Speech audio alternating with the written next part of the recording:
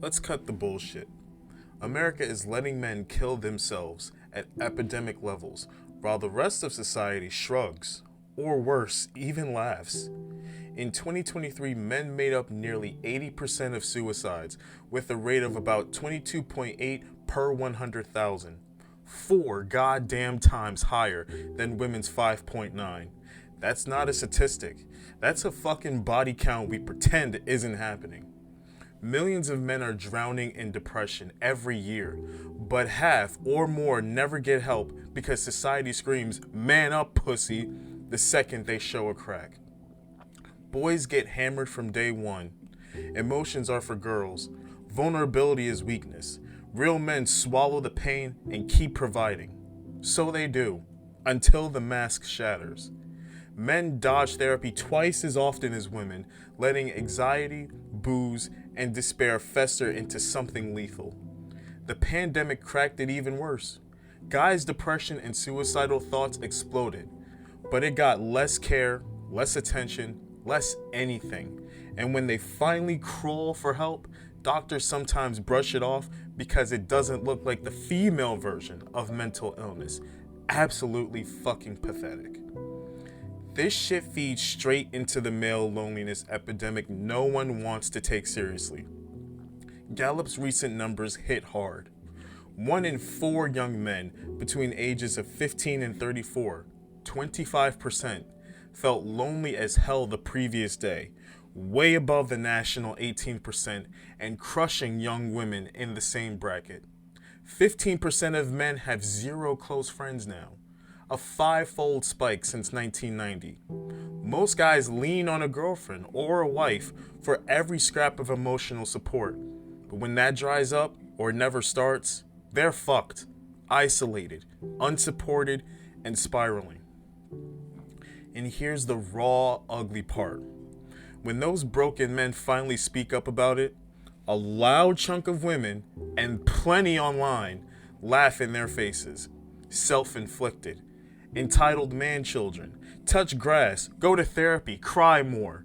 Threads, skits, articles straight up declare men deserve to be lonely as payback for toxic behavior, entitlement, or just existing as men.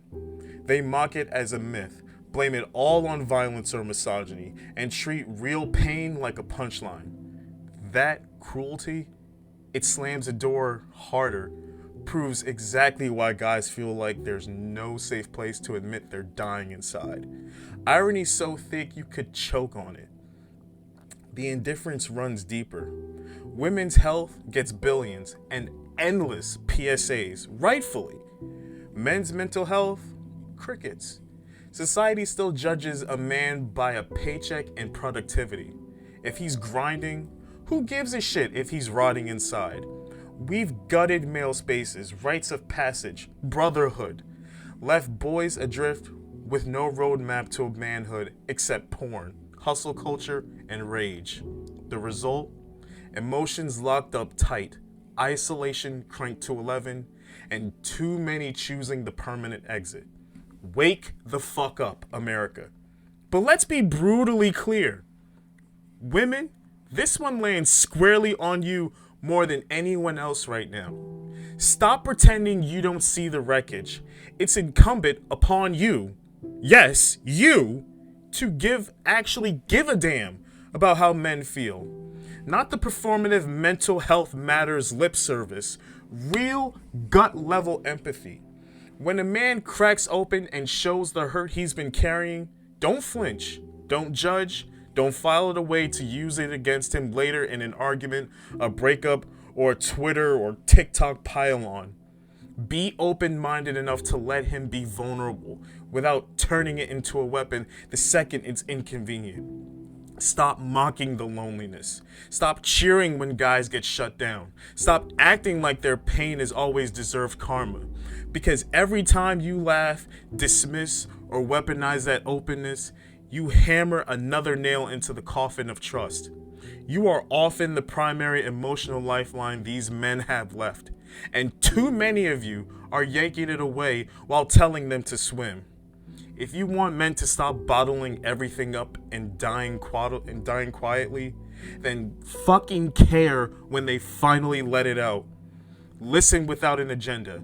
Hold space without scoring points. Show up with compassion instead of contempt. Because right now, far too many of you are choosing cruelty over kindness. And the blood is on those hands too. We need real shit. Programs that call out the stigma head on.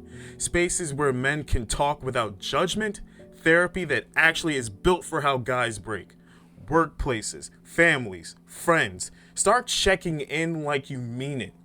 Strength isn't bottling poison. It's having the balls to say, I'm not okay. Ignoring this isn't tough. It's cowardly and deadly. Men aren't disposable. Treat their pain like it matters before more graves prove we waited too long.